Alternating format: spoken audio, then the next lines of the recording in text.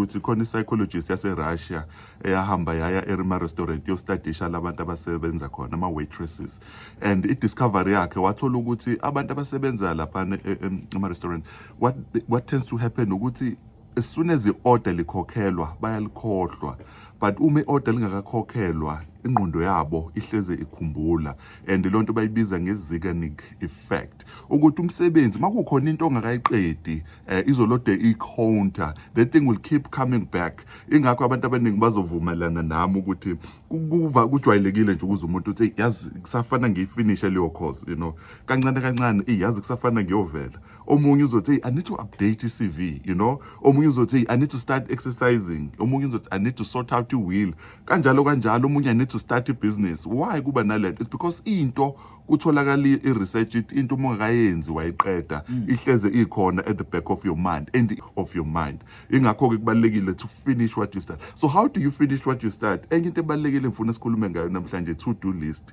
you know.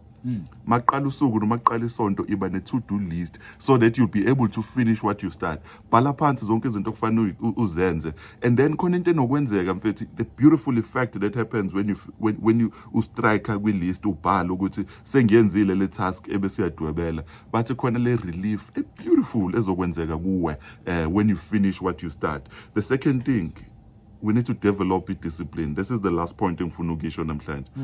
You know, abantu abaningi bayibuza kwenzeka kanjani ukuthi ngibe all over the place, ngisanawo 9 to 5, you know, I'm employed corporate, ngibhala incwadi, I'm a motivational speaker, I'm a public speaker.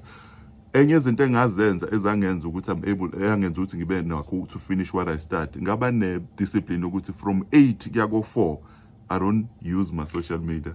And I don't want to preach my convictions this morning, but ngaba nalo nto ukuthi from 8 to 4 ngizofocus emsebenzini nakuma task that I need to complete, and because of that I found myself finishing izinto eziningi. The question for you this morning is, yiphi lento lingering every time uhlezi kukhumbuza ukuthi I need to finish this thing, and what are you willing to do this week or this month in order to finish what you have started?